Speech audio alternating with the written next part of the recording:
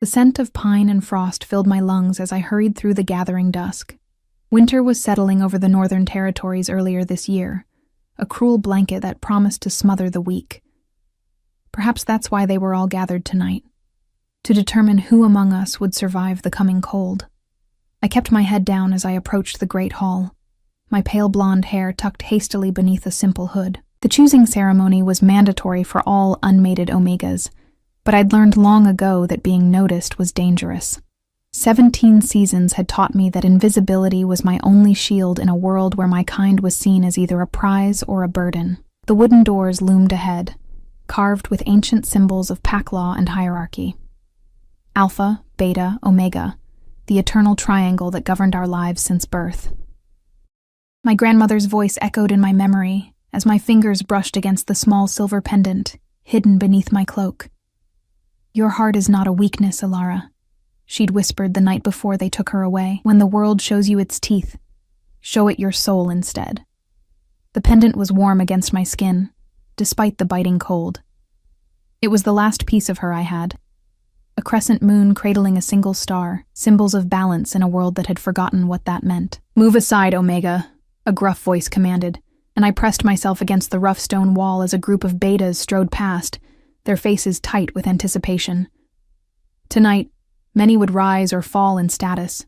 I alone had nothing to gain. The doors swung open, releasing a wave of heat, firelight, and the suffocating mixture of dominance pheromones that made my knees weak. I slipped in with a group of serving girls, hoping to blend in among their hurried movements. Inside, the great hall had been transformed.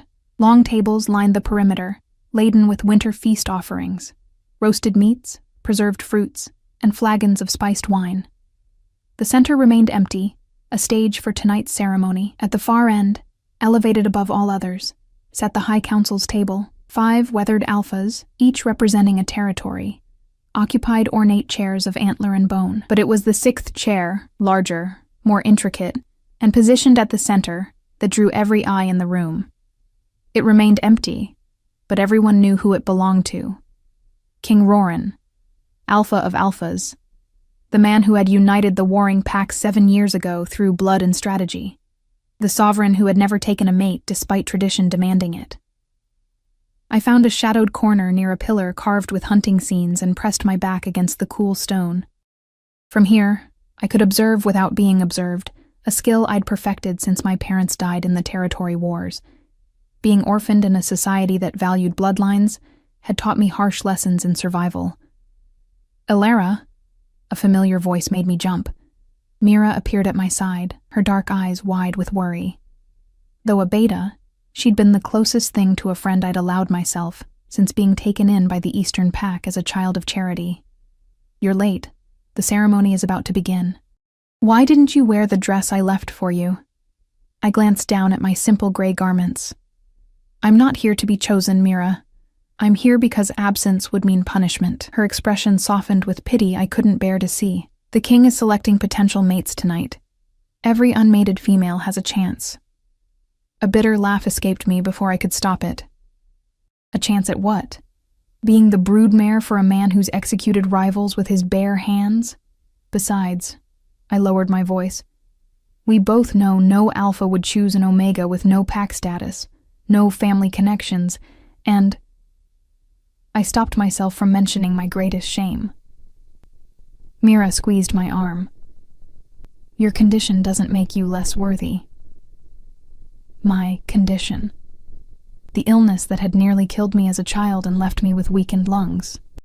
The reason I couldn't run as fast, fight as hard, or bear the cold like others. Another mark against me in a society that valued strength above all else. A horn blasted through the hall, silencing all conversation. The crowd parted like water before a blade as a side door opened, and he entered. King Roran moved with the fluid grace of a predator, his broad shoulders and towering height, making even other alphas seem diminished in his presence. His dark hair was pulled back from a face that might have been carved from granite, all sharp angles and unyielding planes. But it was his eyes that held everyone transfixed, amber irises ringed with gold that seemed to burn with their own inner fire. Power radiated from him in waves I could feel across the room. an instinctive pressure that made every Omega present lower their gaze. Every Omega except me, because in that impossible moment, those burning eyes found mine through the crowd, and something like surprise flickered across his otherwise impassive face. I couldn't look away. My heart hammered against my ribs as that golden gaze held me pinned, a butterfly to a board, 1 heartbeat, 2, 3. Then his attention moved on, leaving me gasping as if I'd been held underwater. "Did you see that?" Mira whispered, her fingers digging into my arm. "He looked at you." "He looked at everyone," I muttered, fighting the inexplicable trembling in my limbs. "It means nothing." The ceremony began with ancient rituals, invocations to the moon and forest spirits our people had worshipped long before pack territories were established. I half listened as the high priestess recited the lineage of King Roran's bloodline, tracing it back 12 generations to the first Alpha. Then came the presentation of candidates. One by one, daughters of noble families from all 5 territories were led forward. Some proud, some trembling, all dressed in finery that made my simple garments feel like rags. Each woman bowed before the king, offering her neck in the traditional gesture of submission. Some he dismissed with a mere nod. Others he circled slowly, occasionally reaching out to lift a chin or brush fingers against a cheek. Those touched would gasp, either in fear or pleasure. I couldn't tell. The air grew heavy with tension and competing pheromones as 30 eligible females were evaluated like prized breeding stock. "This is barbaric," I whispered to Mira. "It's tradition," she corrected. "The king needs a strong mate who can stand beside him and bear powerful heirs. The packs need stability."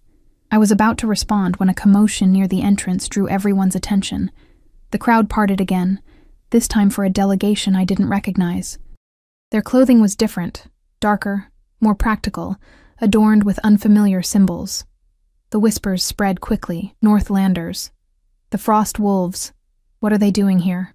A tall man with silver-streaked hair stepped forward, his face bearing scars that spoke of battles survived. Behind him stood a beautiful young woman, with hair as pale as mine, her chin held high despite the hostile murmurs. "King Roran," the scarred man's voice carried across the silent hall. "The Northern Territory brings greeting and seeks recognition under your rule." The king's expression revealed nothing as he studied the newcomers. "The North has maintained independence since the territory wars. Why seek alliance now, Warwick?" "Winter comes early and harsh this year. Our seers predict the longest cold in a century. We would trade allegiance for protection." Murmurs rippled through the crowd. The Northern Territory was known for its harsh landscape and even harsher people. They were said to be wilder, closer to wolf than human, following older ways and rejecting the hierarchy that governed the United Territories. "And what offering do you bring to demonstrate good faith?" King Roran asked, his tone neutral but his posture alert. Warwick gestured to the pale-haired woman.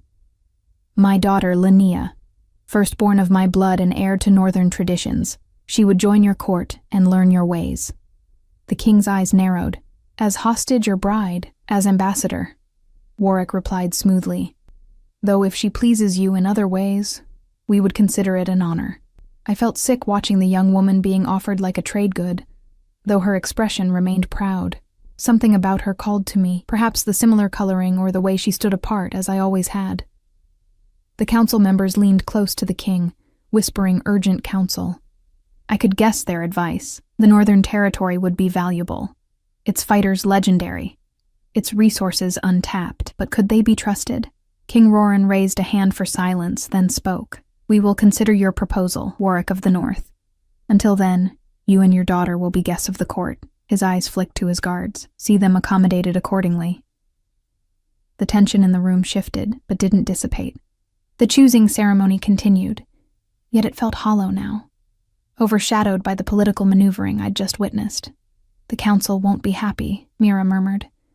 "They want him to choose a mate tonight. Perhaps he finds the selection lacking," I replied, unable to keep the bitterness from my voice. As the ceremony wound down without a selection being made, people began to disperse toward the feast tables. Mira was called away by her pack leader, leaving me alone again. I seized the opportunity to slip away, needing air that wasn't thick with dominance and politics. I found a small side door that led to an outer courtyard, where winter's first snow had begun to fall in lazy spirals. The cold bit at my cheeks, but the silence was worth the discomfort. I pulled my grandmother's pendant from beneath my clothes and held it up to the faint moonlight filtering through the clouds. "What would you do, grandmother?" I whispered. "In a world where everyone has a place except me? Talking to ghosts? Little Omega?" I whirled around, nearly losing my footing on the slick stones. King Roran stood in the doorway, his massive frame blocking the light from inside. How had he approached so silently? And why was he here? Away from his ceremony and the women eager for his attention. He stepped into the courtyard, and I instinctively backed away until cold stone pressed against my spine.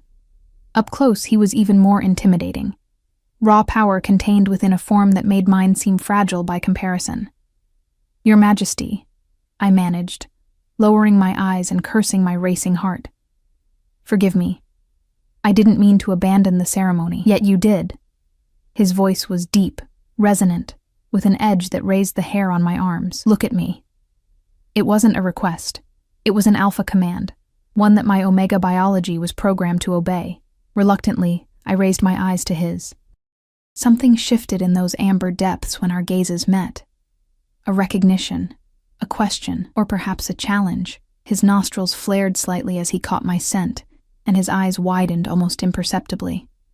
"Impossible," he murmured, more to himself than to me.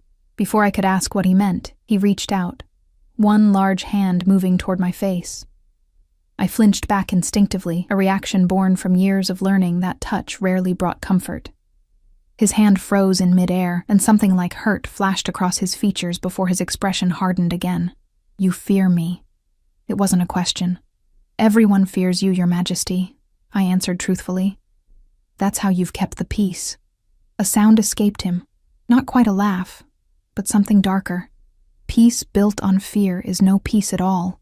Is that what you think of your king, little Omega? That I'm merely a monster who rules through terror?" I should have lied. Should have flattered him as others would. Instead, I held his gaze and said, "I think you're a man who does what necessity demands, regardless of the cost, even to yourself."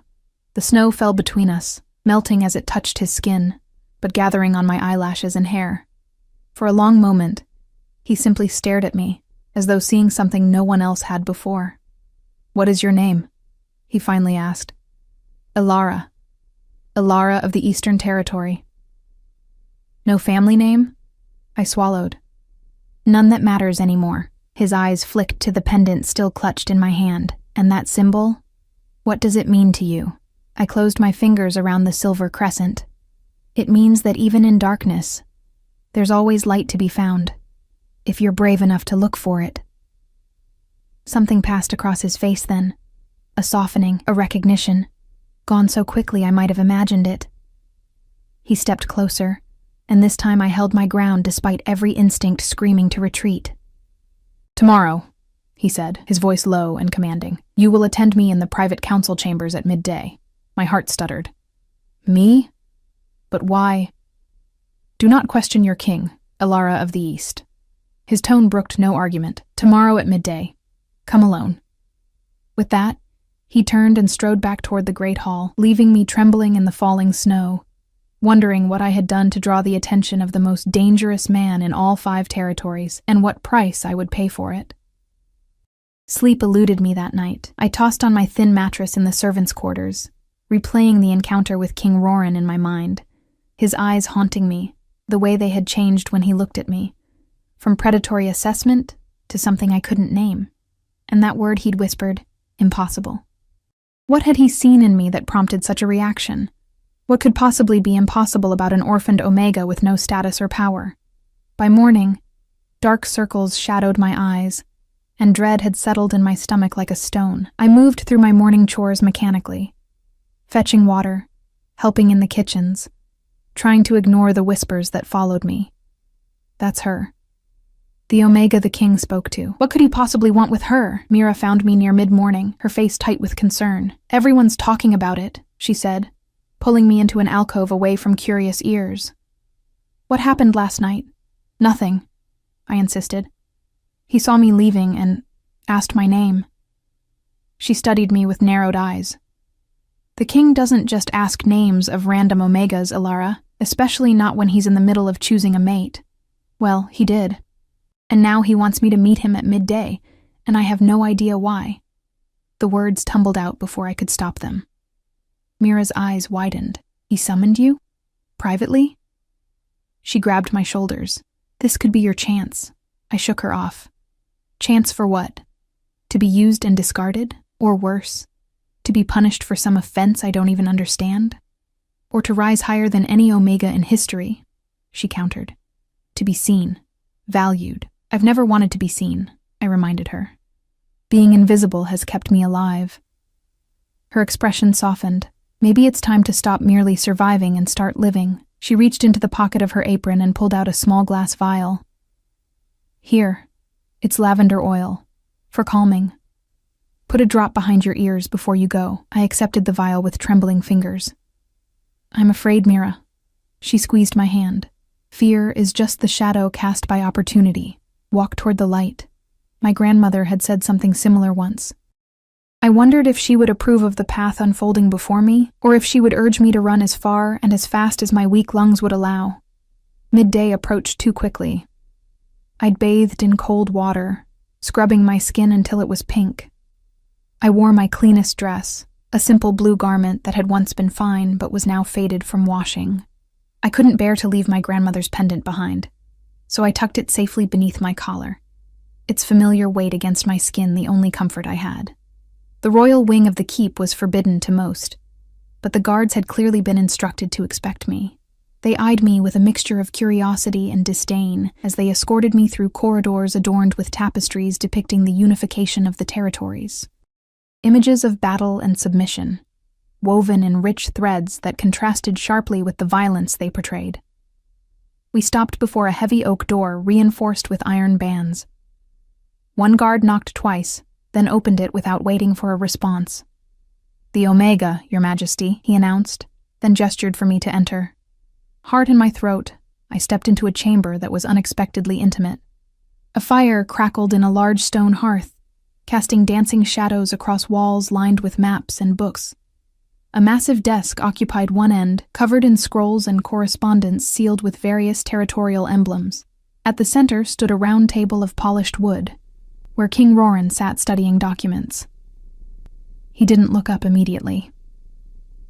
Leave us, he commanded, and the guards withdrew, closing the door with an ominous thud that seemed to seal my fate.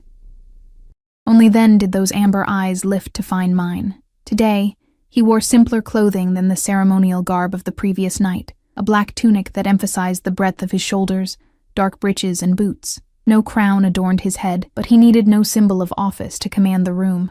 You came, he stated, as though he'd half expected I might flee. I swallowed hard. You commanded, Your Majesty. A slight smile touched his lips. And do you always follow commands so obediently, Ilara of the East? There was something in his tone, a test perhaps, that made me choose honesty over caution.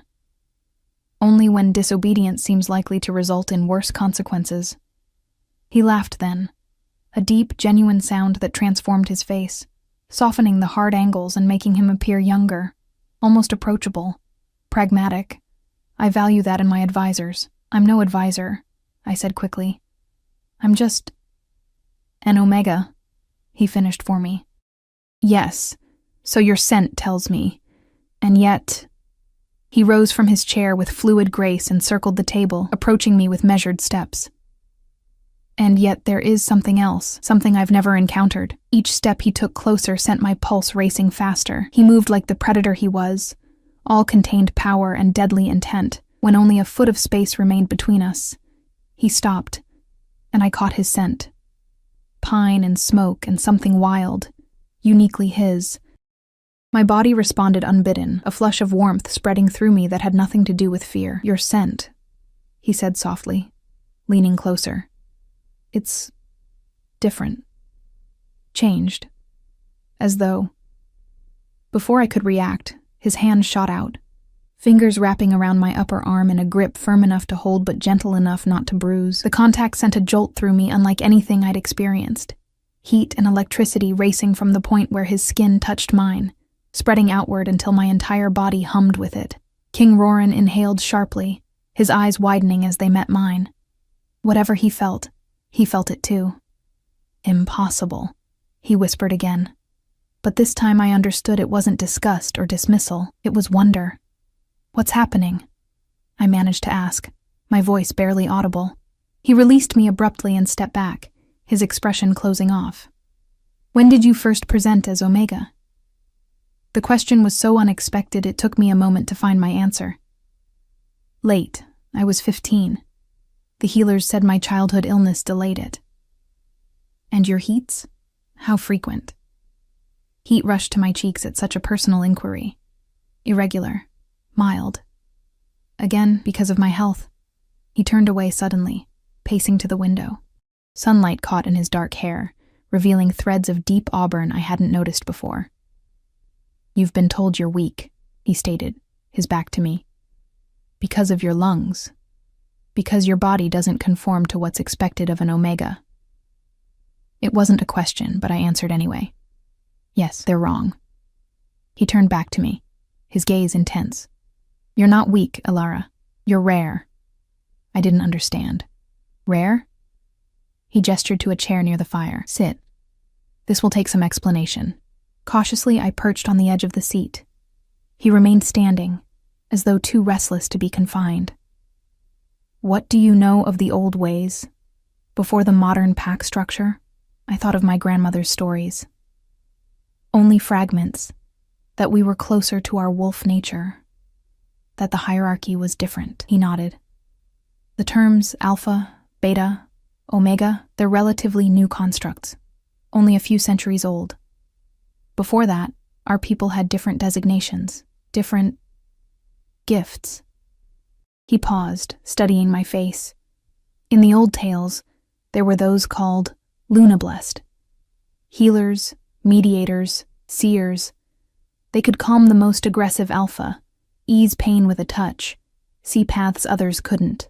My fingers instinctively sought my pendant beneath my dress, a crescent moon cradling a star. His eyes followed the movement. Your grandmother, he said quietly. She was one, wasn't she? Shock rendered me momentarily speechless. How could you know that? Because I recognize what you are, what you've inherited. He moved closer, kneeling before me so our eyes were level. A posture no alpha, let alone a king, would normally take before an omega. The illness that nearly killed you as a child wasn't an illness at all. It was your body trying to accommodate power it wasn't ready for. My mind raced, trying to make sense of his words. I don't have any power. I can barely run without my lungs seizing. Physical strength isn't the only kind of power, he said gently. When I touched you just now, what did you feel? Warmth, I admitted, like fire under my skin. For me, it was a calm I haven't known since childhood. A silencing of the constant rage that drives every alpha. His voice dropped lower. Do you understand what that means, Alara? What you could be to someone like me? A chill ran through me despite the fire's warmth. You want to use me, he didn't deny it. I want to understand you. And yes, I want what you can offer. Peace. Balance. His eyes held mine. Do you know how exhausting it is to always be on edge? To feel the beast inside clawing for release with every challenge, every stress? For the first time, I noticed the shadows beneath his eyes, the lines of tension around his mouth. The burden of power had marked him in ways that weren't immediately visible. Why tell me this? I asked. Why not just command me to serve however you wish? You're the king. Because that's not how this works. He rose and moved back to the table, creating distance between us. The gift can't be commanded or coerced. It must be freely given, or it turns to poison. I followed him with my eyes, trying to absorb everything he was saying. And if I don't want to give it? If I just want to live my life in peace?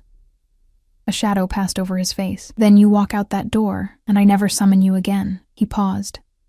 But I can't guarantee others won't notice what I've noticed. The northern delegation. Their customs are older, closer to the ancient ways. Warwick has already asked about the golden-haired Omega who caught my attention. Fear clutched at my heart. What did you tell him? Nothing. Yet, he leaned against the table, arms crossed.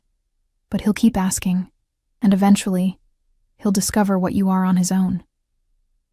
So my choices are to serve you, or risk being claimed by strangers. Anger flared hot in my chest. How is that a choice at all? There is a third option. His voice was careful, measured. One that would place you under my protection permanently, beyond the reach of any other claim. I didn't need him to elaborate. You can't mean a mating bond, he confirmed. Not immediately, but eventually, if we find we're compatible. The room seemed to spin around me. You can't mate an Omega with no status. The council would never allow it. I am the king, he said simply. And you are not merely an Omega. You're Luna blessed. I'm nothing, I insisted, rising from my chair, suddenly desperate to escape. A nobody, an orphan. You need a mate who brings political advantage, not what I need, he cut in, is a mate who brings balance. Someone who can stand beside me and temper what I am, not amplify it. His gaze was relentless. Do you think I don't know what the others want? Power through association, status, the chance to influence policy through pillow talk. I backed toward the door, feeling cornered despite the spaciousness of the room. I never asked for any of this. Neither did I, he replied quietly. Neither of us chose what we were born to be. A knock at the door startled us both. Without waiting for permission, it swung open to reveal one of the council members, a gray-haired alpha named Thorn, who had always viewed me with particular contempt when I served in the Great Hall. His eyes widened at the sight of me, nostrils flaring as he scented the air. Something ugly crossed his face before he schooled his features into a mask of deference. Forgive the interruption, Your Majesty, but the Northern delegation is requesting an audience. They're growing impatient. King Roran's posture shifted subtly, power and authority settling around him like a cloak. Tell them I'll be there shortly. Thorn's gaze lingered on me, assessment and calculation in his cold eyes. Perhaps the Omega should be dismissed to her duties. Such private audiences could spark unwelcome speculation. I felt, rather than saw, the king's anger, a sudden pressure in the air that made breathing difficult. The Omega has a name, Counselor Thorn, and her duties are what I say they are. Thorn bowed stiffly. Of course, Your Majesty. His eyes flicked to me once more. I merely think of your reputation. Your concern is noted. The dismissal in the king's tone was unmistakable. Now leave us. When the door closed again, I released a breath I hadn't realized I was holding. He knows. He suspects, King Roran corrected. He doesn't understand what he's sensing, only that you're different. He moved closer, urgency in his manner now. This conversation isn't finished, Alara, but it must be paused. I need your answer. My answer to what? My voice trembled. You haven't actually asked me anything. For a moment, he seemed taken aback. Then, to my astonishment, he laughed, a short, genuine sound. You're right. Direct questions deserve direct answers. His expression sobered. Will you consider what I've proposed? Will you at least explore what you are, what we might be together, before refusing outright? Something in his tone, a vulnerability I wouldn't have believed possible from such a man, made me hesitate. And if I say no, if I choose that third option you mentioned, walking away, then you walk away, he said simply, with my word that no harm will come to you for refusing. I studied his face, searching for deceit and finding none. I need time, to think, to understand what all this means. He nodded. Time I can give you, though not as much as either of us might wish. 3 days. Then I must begin negotiations with the North in earnest, and decisions will need to be made. His eyes held mine. But during those 3 days, you'll need protection. The Council has eyes everywhere, and Warwick's delegation has already taken too much interest in you. Protection how? You'll be moved to quarters in the Royal Wing. Officially, you'll be attending the Northern Princess, Linnea. It will give you access to the library where you can research your heritage, and keep you close enough that I can ensure your safety. My mind reeled with the implications. People will talk. A wry smile touched his lips. People always talk. Let them think you're a servant elevated for political reasons. It's close enough to the truth. Another knock sounded, more insistent this time. Your Majesty, a voice called. The Northerners are growing restless. King Roran's jaw tightened. One moment, he called back, then turned to me. Your answer, Ilara? Will you at least consider my proposal? I thought of my grandmother's words. Show the world your soul. I thought of the pendant against my skin. The crescent moon and star that might mean far more than I'd ever realized. 3 days, I agreed finally. I'll consider everything you've said. But I make no promises beyond that. Relief flashed across his features. That's all I ask, for now. He moved to a side door I hadn't noticed before. This passage will take you directly to the royal quarters. Mina, my most trusted servant, will meet you there and show you to your new rooms. As I stepped toward the hidden door, he caught my hand. The same jolt passed between us. But this time I was prepared for it, observing how his breathing steadied, and the tension in his shoulders eased at the contact. One more thing, he said, his voice low. Whatever you decide, whatever you discover about yourself in the coming days, remember that power unacknowledged is still power. It doesn't cease to exist because you deny it. I gently pulled my hand from his. And remember, Your Majesty, that even a king's will can be refused. Power seized without consent is not power at all. It's merely force. Something like respect kindled in his eyes. Until tomorrow, Ilara of the East. As the hidden door closed behind me, separating me from the most powerful man in the 5 territories, I finally allowed myself to tremble. Not with fear, but with the dawning realization that everything I had believed about myself might be wrong. And if the king was right, I possessed something far more valuable than status or strength. Something that made me not merely useful, but necessary to a man who had never needed anyone. The question that haunted me as I followed the dim passage toward my new life wasn't whether I could endure his touch, but whether he could endure mine.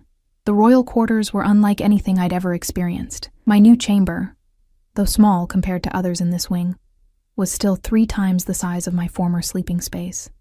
A real bed with soft linens, a copper tub behind a privacy screen, a window overlooking the inner gardens. All luxuries I'd never dared imagine would be mine.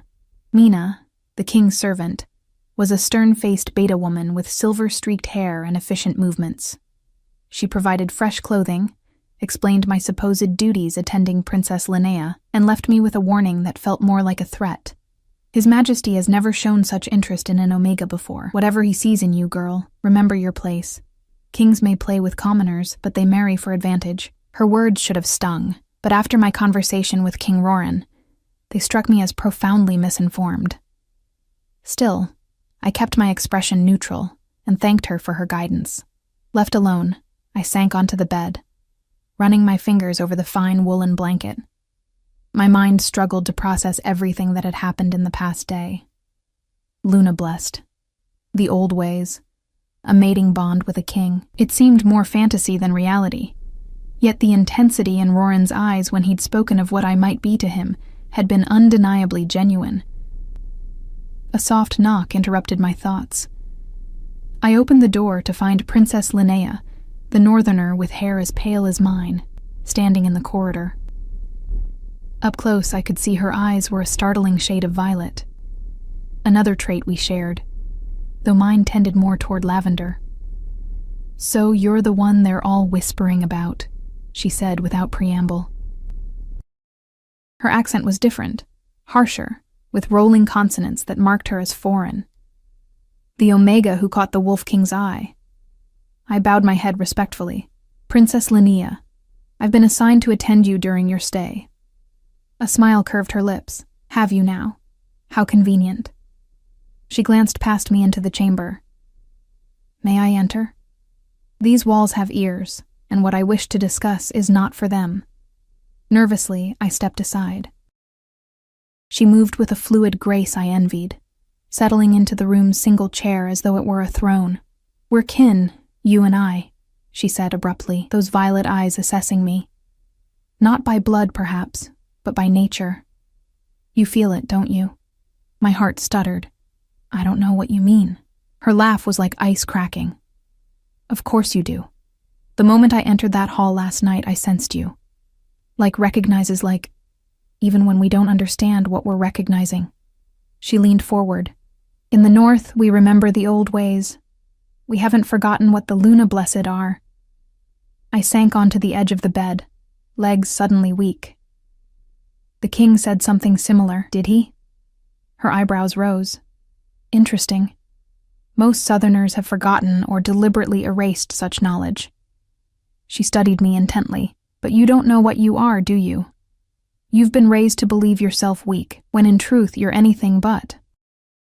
What am I then? I asked, unable to keep the desperation from my voice. The king spoke of healers and seers, but I have no such gifts. Linnea's expression softened. The gifts manifest differently in each blessed one. Some heal with touch, others with voice. Some see the future, others see the truth behind lies. She paused. But all share one ability. They can calm the storm within an alpha's soul, balance the primal rage that makes them both powerful and dangerous. And that's why the king, I couldn't finish the thought, wants you? She nodded. Any alpha would, especially one as powerful as Roran. The stronger the alpha, the greater the internal struggle. It's why many go mad eventually. The beast inside consumes them. A chill ran through me. Is that what happened to my parents? They were both alphas. Linnea frowned. It's possible. Without proper balance, alpha pairs often destroy each other or those around them. She hesitated. Is that why you fear him? Because of what your parents were? I hadn't realized my fear was so transparent. I fear him because he's the most powerful man in 5 territories, and I'm nobody. Not nobody, she corrected gently. You're Luna blessed in a world that has forgotten your kind's value, that makes you either very precious or very dangerous, depending on who's looking. Like your father? I asked. Remembering Warwick's interest in me, something flashed in her eyes. My father sees you as a potential tool, a way to influence the king. She rose and moved to the window. He sent me here with 2 purposes: to secure an alliance through marriage if possible, and to find any Luna blessed who might strengthen our territory. I absorbed this with growing unease. And which purpose do you serve, princess? She turned back to me, a sad smile on her lips. I serve my people, as I must. But that doesn't mean I share my father's methods. She approached, and, to my surprise, knelt before me, taking my hands in hers. I can help you understand what you are, Alara. Teach you to control it, to use it without being used. Her touch was different from Roran's.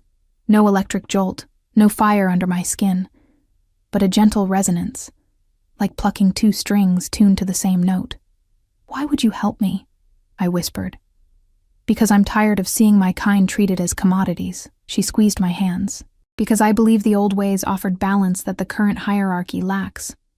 Her voice dropped lower. And because I've seen what happens when Luna blessed are exploited rather than honored.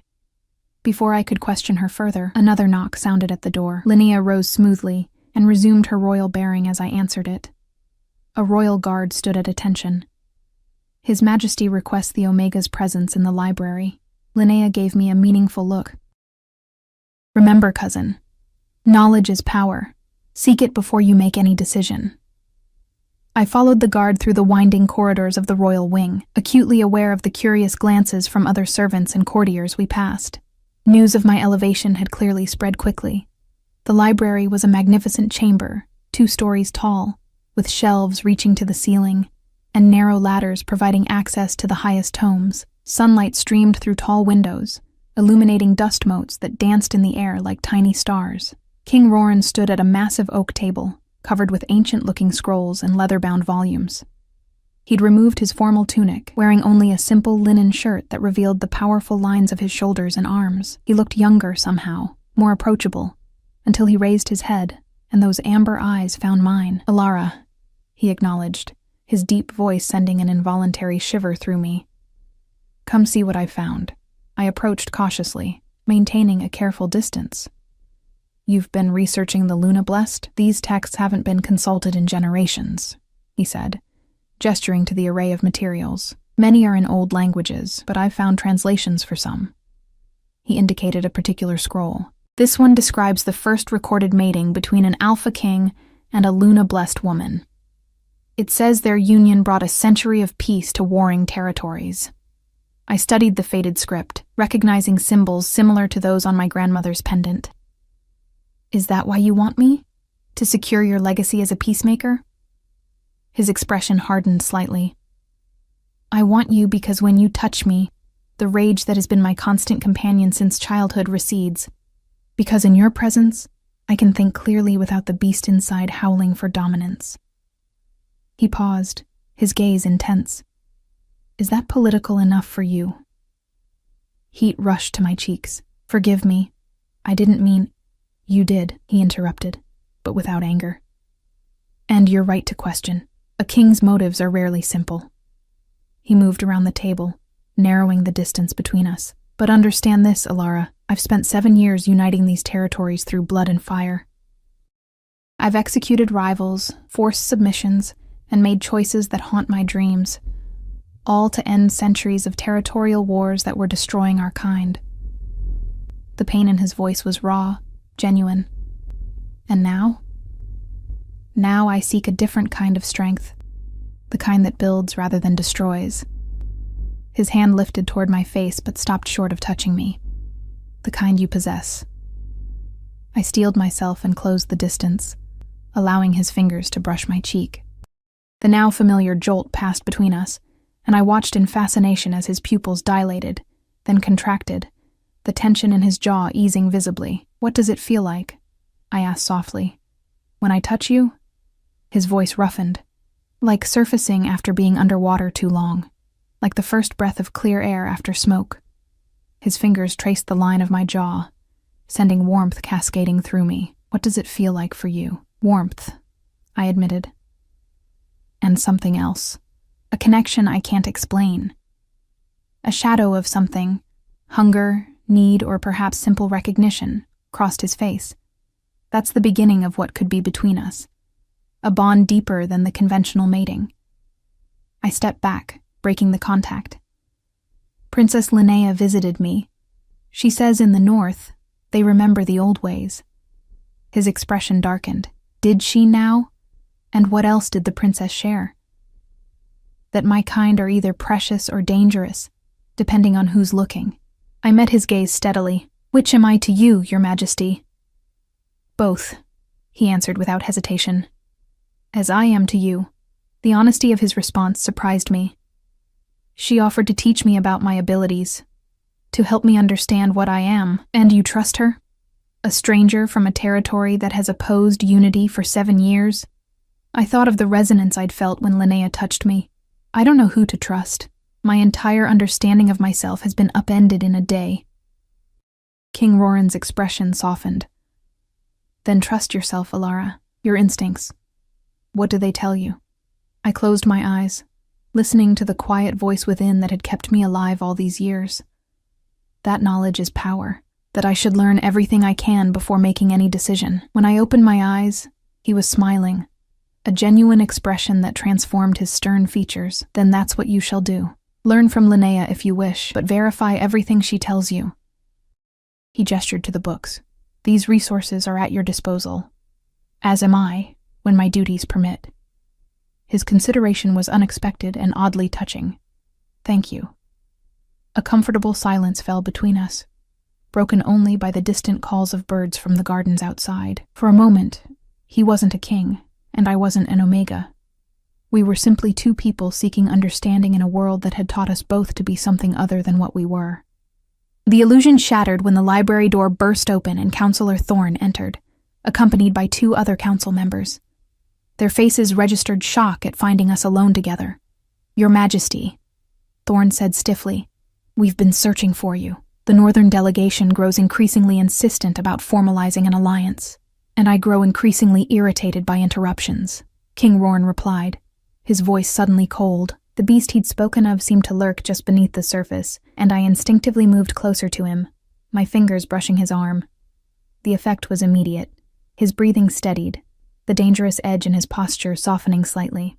I withdrew my hand quickly, but not before Thorn's sharp eyes noticed the interaction. The council wishes to discuss potential terms for alliance, Thorn continued, his gaze darting between us, including possible marriage arrangements. King Roran's jaw tightened. I've made my position on forced political marriages clear, Counselor. With respect, Your Majesty, you've yet to select a mate despite reaching the age where succession becomes a concern. The Northern Princess offers advantages we cannot ignore. I felt sick at the calculating way they discussed such personal matters, but remained silent, all too aware of my precarious position. The Omega should return to her duties, said one of the other counselors, a heavy-set man whose name I didn't know. These matters are not for servant ears. Before King Roran could respond, I curtsied. Of course. By your leave, Your Majesty. Something like regret flashed in his eyes, but he nodded. We'll continue our discussion of the historical texts tomorrow. As I slipped past the counselors, Thorn caught my arm, his grip just shy of painful. Remember your place, girl, he murmured, low enough that only I could hear. Kings may dally with Omegas, but they mate with their equals. I met his gaze without flinching.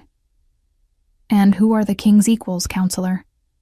Those who share his rank, or those who understand his nature? His eyes widened in surprise at my boldness. I pulled free and hurried from the library, heart pounding with a strange mixture of fear and exhilaration.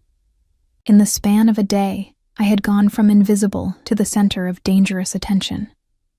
As I made my way back to my new chambers, I felt the weight of unseen eyes following my progress, the whisper of speculation trailing in my wake. I touched my grandmother's pendant through the fabric of my dress, drawing comfort from its familiar shape. Show the world your soul, she had said. But first, I needed to discover what that soul truly was. The next morning dawned cold and clear, with frost etching delicate patterns across my window. I'd slept fitfully, dreams filled with amber eyes and whispered warnings. The enormity of my situation pressed down on me. A simple Omega suddenly thrust into palace intrigues and ancient mysteries. I dressed in the new clothes provided for me, a simple but well-made dress of deep blue that fit far better than anything I'd worn before. As I fastened my grandmother's pendant around my neck, a knock sounded at my door. Princess Linnea stood outside, wrapped in a fur-lined cloak, her pale hair braided elaborately in a style I didn't recognize. Walk with me in the gardens, she said, extending a gloved hand. We have much to discuss, and the cold keeps prying ears away. I hesitated only briefly before fetching my cloak and joining her. The royal gardens were deserted in the early morning chill, the fountains frozen into crystalline sculptures, dormant flower beds covered with straw for winter protection. You spoke with the king after our meeting, she stated as we followed a winding path. It wasn't a question. Yes. He showed me texts about the Luna Blessed. She nodded. And did these texts explain what happens when one of your kind bonds with an alpha? The directness of her question made me falter. Not in detail. Linnea's violet eyes studied me carefully. There's a reason such bonds were both treasured and feared in the old times. The connection formed goes beyond the physical or even emotional. It binds essence to essence.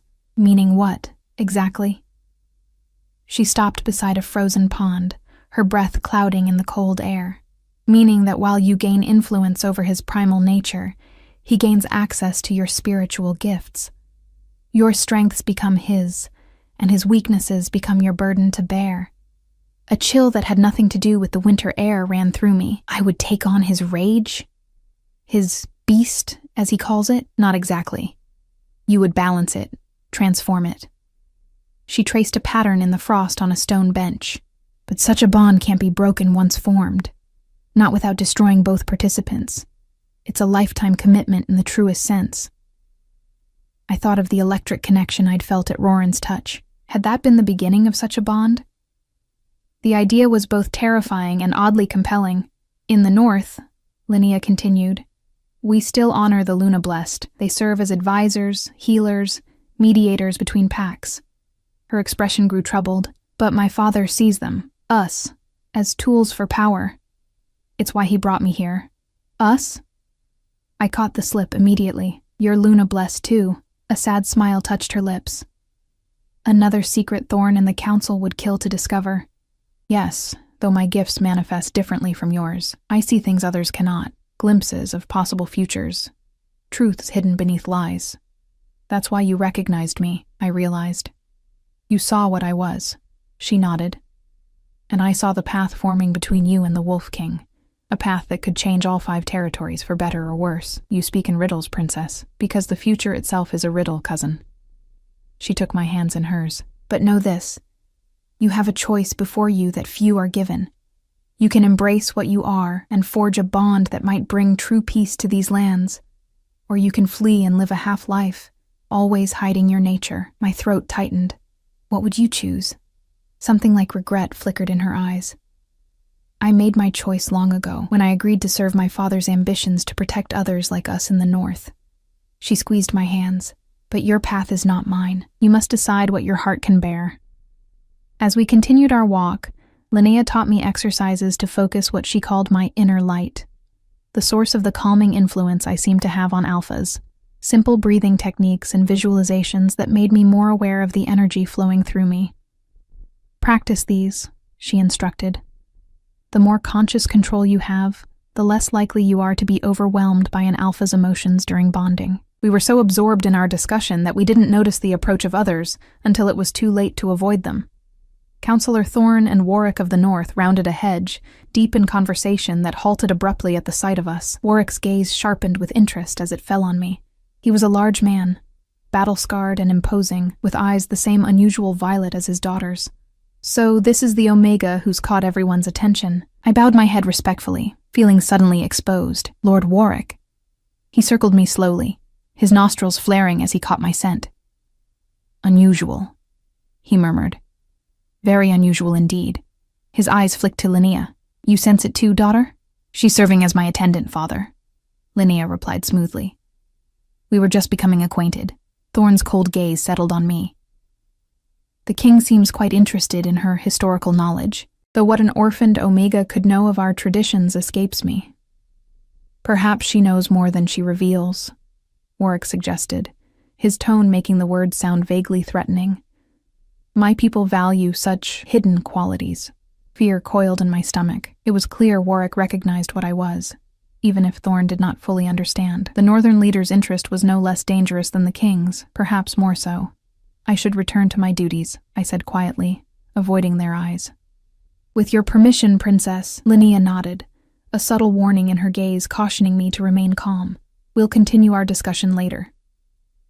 As I moved to pass them, Warwick's hand shot out, fingers wrapping around my wrist.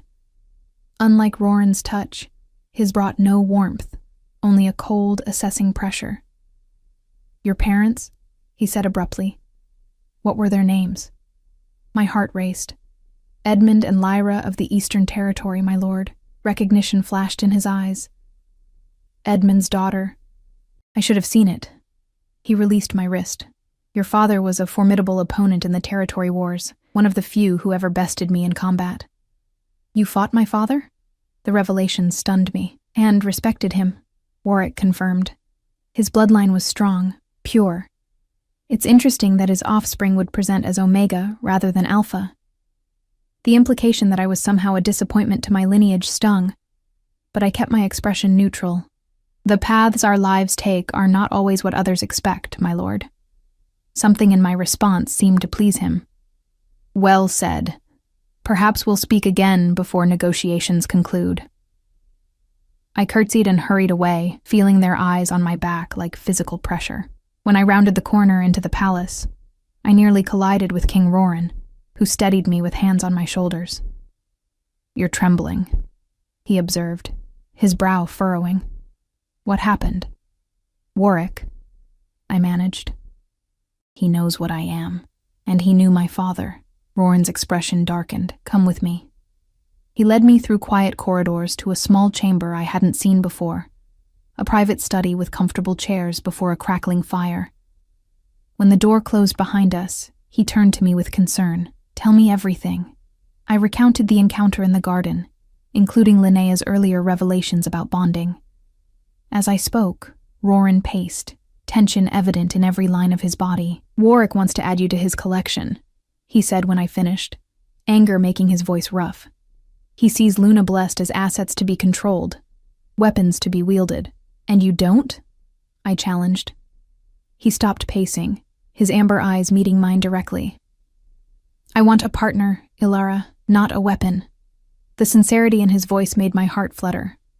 Linnea said a bond between us would be permanent, that I would bear the burden of your rage, your beast, and transform it, he said softly, moving closer. As you already do, with a mere touch. To demonstrate, I cautiously raised my hand to his cheek. The connection sparked between us, and I watched as the tension drained from him, his eyes softening from their predatory sharpness. What happens if I agree? I asked, my voice barely above a whisper. What would it mean for both of us? His hand covered mine, keeping it pressed to his skin. It would mean standing beside me, not behind me. It would mean having a voice in how these territories are governed. His eyes searched mine. It would mean belonging, Ilara. To me, to a purpose greater than either of us, belonging. The word resonated through me like a bell. All my life, I had been the outsider, the orphan, the weak one. The idea of truly belonging somewhere, to someone, was seductively powerful. And if Warwick tries to claim me instead? The fear I'd been suppressing surfaced. He knew my father. He said things that suggested, "He will not have you," Roran growled, the beast surfacing briefly in his eyes before my touch calmed it again. "I won't allow it. You might not have a choice," I countered. "The council wants an alliance with the North. They're pushing for you to mate with Linnea." His thumb stroked across my knuckles. "The council advises. They do not command. But the political advantages mean nothing if I'm too consumed by my own nature to rule effectively." His voice softened. "Don't you see, Ilara? Everything I've built these past 7 years balances on a knife's edge. The territories obey because they fear me, but fear alone cannot sustain peace." Understanding dawned. "You need me to help you be more than just the beast they fear. I need you to help me be the king they deserve." The vulnerability in his admission was startling. "The king I want to be." The weight of his words settled over me. This wasn't just about my fate, or even his. It was about the future of all 5 territories, thousands of lives that would be affected by my choice. Before I could respond, a commotion erupted in the corridor outside. Raised voices, the sound of running feet. The door burst open to reveal a guard, his face pale with urgency. "Your Majesty, there's been an attack at the eastern border. Reports of casualties." Roran transformed before my eyes, the vulnerable man replaced instantly by the warrior king. "Which territory is responsible?" "Unknown, sire, but the reports mention strange markings on the attackers, symbols not seen in generations." A chill premonition ran through me. I reached for my pendant, finding it unnaturally cold against my skin. "Summon the council and the northern delegation," Roran commanded. "I want everyone in the war room immediately." His eyes met mine briefly. "Stay in your chambers, Ilara. Bar the door and let no one enter until I send for you." As he strode from the room, purpose and power in every step, I realized the moment of decision had been forced upon us all sooner than anyone had expected. War was coming. Again. And my path, whatever I chose, would be forged in its fires. I hurried back through the palace corridors, now buzzing with anxiety as news of the attack spread. When I reached my chamber, I found Mira waiting inside, her face tight with worry. "You've heard?" she asked. I nodded, securing the door behind me. "The eastern border. My former home. They're saying it's not a territorial dispute," she said, lowering her voice. "There are whispers of darker forces, ancient enemies returning." The chill I'd felt earlier intensified. "What ancient enemies?" "Those who hunt the Luna Blessed," came a voice from the shadows. I whirled to find Linnea stepping from behind the privacy screen, her face grave. "My father anticipated this," she continued. "It's why we came seeking alliance. The Sentinels have returned, Ilara, and they won't stop until every last Luna Blessed is eliminated." Sentinels? The term was unfamiliar. Fanatics who believe our kind disrupts the natural order, that alphas should rule through strength alone. unchecked by balance or compassion. Her violet eyes held mine. They're the reason the Luna Blessed were hunted to near extinction generations ago. Mira looked between us, confusion clear on her face. What are you talking about? What's a Luna Blessed? There was no time to explain. A new urgency filled me as pieces fell into place. My grandmother's warnings, Roran's protective instincts, Warwick's calculated interest. This wasn't just about politics or personal choice anymore. We need to get to the War Council, I said to Linnea. Your father and the king need to know what we are, what we face. She shook her head. It's too dangerous to reveal ourselves openly. The Sentinels have infiltrators everywhere. Why do you think our kind has hidden for so long? Because hiding has worked so well, I countered. They're attacking anyway. At least united, we stand a chance. Linnea's expression wavered between fear and hope. You truly believe Roran would stand with us? Protect our kind against this threat? I thought of the vulnerability in his eyes when he'd spoken of needing me. Yes, I said with certainty I hadn't known I possessed. And so would any who truly understand what balance means. My grandmother's pendant seemed to warm against my skin, as though affirming my decision. For the first time since learning of my heritage, I felt something like pride in what I was. Then we make our stand, Linnea said, straightening her shoulders. Together. As we prepared to face whatever came next, I realized that the true strength of the Luna Blessed had never been in hiding our light, but in shining it openly, a beacon of hope in dark times. My 3 days of consideration had become 3 hours of crisis. But perhaps this was how true bonds were formed, not in the quiet contemplation of possibilities, but in the crucible of necessity. The War Council chamber hummed with tension when we arrived. Guards initially blocked our entry, but something in my expression, or perhaps the quiet authority Linnea and I now projected, made them hesitate long enough for King Roran to notice us. Let them pass, he commanded, his voice cutting through the heated debate around the massive oak table. All eyes turned to us as we entered. The council members with suspicion, Warwick with calculated interest, and Roran with a mixture of concern and something deeper that made my heart race. Maps were spread across the table, marked with red symbols that indicated attack points along the eastern border. This is no place for servants, Councillor Thorne began. But Roran silenced him with a gesture. Speak, Alara, the king said, intuiting that our presence meant something significant. What do you know of these attacks? I exchanged a glance with Linnea, who nodded slightly. The time for secrets was past. They're hunting the Luna Blessed, I stated, my voice stronger than I expected, and I believe they won't stop at the Eastern Territory. The room erupted in confused murmurs. Thorne's face contorted with disdain. What nonsense is this? The Luna Blessed are myths, stories for children. No, Warwick interrupted, rising from his seat. They are very real, and far more valuable than most here understand. His gaze moved between Linnea and me. As I believe these two can attest. Roran's eyes narrowed. Explain yourself, Warwick. The northern leader circled the table, his predatory grace reminding me of Roran's, though lacking the latter's magnetic pull.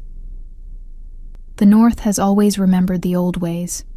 We've protected the Luna Blessed among us. Their gifts, their bloodlines. He gestured to Linnea. My daughter is one such treasure. As is your little Omega, though she's only beginning to understand her power. The king's expression darkened. You knew what they were hunting and said nothing until now? I came seeking alliance precisely because of this threat, Warwick countered. The Sentinels have been regaining strength in the shadows for years. We tracked their movements, but lost them at your borders. Sentinels? One of the council members asked. Fanatics, I explained, stepping forward to stand beside Roran. They believe the Luna Blessed disrupt the natural order by tempering alpha aggression. They want a world ruled by strength alone, without compassion or balance. As I spoke, I felt the weight of my grandmother's pendant against my skin.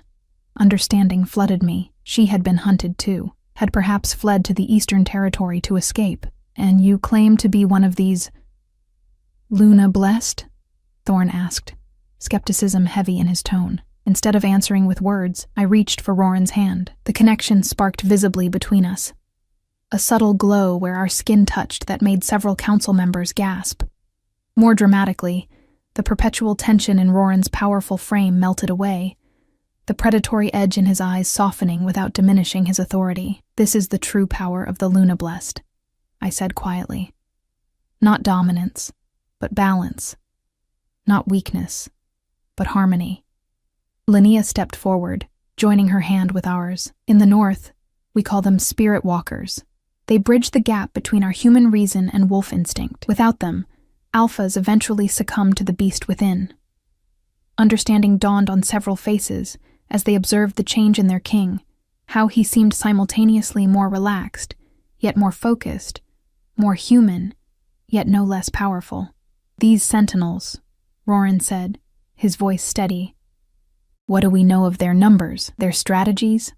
"They move in small, coordinated groups," Warwick replied, apparently accepting that the time for secrets had passed. "They bear ancient marks, a broken crescent moon crossed with a blade. The symbols reported on the attackers," a guard confirmed. "They strike without warning, targeting those they suspect of being Luna Blessed or those who shelter them." Warwick's gaze settled on me. "They have ways of detecting the blessed, rituals, objects that react to their presence." A cold realization washed over me. "The border attacks are a distraction. They're already here, in the palace." Linnea nodded grimly. "They would have sensed us the moment we gathered in one place." As if summoned by our understanding, a commotion erupted in the corridor outside. Shouts, the clash of steel, a scream cut short. Guards drew weapons as the chamber doors burst open to reveal 3 figures in dark clothing, their faces marked with ritual scars forming the symbol Warwick had described. "Sentinels!" Warwick shouted, drawing a blade from his belt. What followed was chaos. The sentinels moved with unnatural speed, as though enhanced by whatever fanaticism drove them. 2 guards fell before anyone could react. Council members scrambled for safety as Roran, Warwick, and the remaining guards formed a protective circle around Linnea and me. "They want the blessed ones," Roran growled, the beast rising in his eyes as he positioned himself before me. "Then they shall not have them," Warwick agreed, standing before his daughter. For once, the territorial rivals were united by a common threat. The lead sentinel spoke, his voice a rasping whisper. "The blessed ones corrupt the natural order. They must be cleansed for balance to be restored." "You know nothing of true balance," I called out, a surge of conviction replacing my fear. My pendant grew warm against my skin, almost humming with energy. "Your way leads only to endless violence and suffering." The man's eyes, unnaturally pale, almost colorless, fixed on me with hatred. "The wolf was meant to be dominant, not tamed. The alpha spirit must be pure, uncontaminated by your kind's influence." In that moment, understanding flooded through me, not just intellectual knowledge, but bone-deep comprehension of what I was and what I could do. My grandmother's voice seemed to whisper in my memory, "Show the world your soul." I stepped forward, breaking from the protective circle despite Roran's attempt to hold me back. "Ilara, don't," he called, but I moved beyond his reach. "I am Luna Blessed," I declared, standing tall before our attackers, "daughter of Edmund and Lyra, granddaughter of Seraphina of the Northern Crescent. My existence is not a corruption, but a completion. Alpha and Omega, strength and compassion, power and restraint. These are not opposites to be separated, but halves of a whole." As I spoke, the pendant at my throat began to glow with soft silver light. I felt energy flowing through me, power I had never known I possessed. "You fear what you do not understand," I continued, my voice strengthening. "You fear that balance means weakness, when true strength comes only through harmony." The sentinels hesitated, confusion crossing their scarred faces as the light from my pendant grew brighter. Linnea stepped forward to stand beside me, her own inner light manifesting as a subtle violet aura. "Sisters and brothers of the moon," she called, her voice carrying an ancient resonance. "Stand with us now." To everyone's astonishment, several figures stepped forward from around the chamber, a guard whose eyes now shone with inner light, a quiet counselor who had always kept to the shadows, even Mira, who entered the room with an expression of newfound understanding. "The blessed ones were never as few as you believed," Linnea told the sentinels. "We have always been here, hiding in plain sight, waiting for the moment to reclaim our purpose. The lead sentinel snarled and lunged forward, blade raised toward me. Before he could reach me, Roran was there, moving with impossible speed to intercept him. They crashed together with the force of colliding storms, alpha power against fanatical hatred. I couldn't bear to see Roran fight alone, consumed by the very rage that would eventually destroy him. Without thinking, I reached out and placed my hand on his shoulder as he grappled with the attacker. The effect was immediate and extraordinary. Rather than weakening him, my touch seemed to channel my energy into him.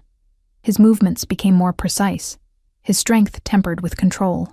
The beast within him worked in harmony with his human intellect rather than against it. Together, truly together, we faced the Sentinel leader. When Roran struck the final blow, it was with regret rather than savage satisfaction, necessary force rather than excessive brutality. The remaining Sentinels, witnessing their leader's fall and the unexpected number of Lunablest revealed among the court, retreated, only to be captured by guards at the chamber doors. As the immediate danger passed, I found myself suddenly exhausted, my knees buckling. Roran caught me before I could fall, gathering me against his chest with a tenderness that belied his fearsome reputation.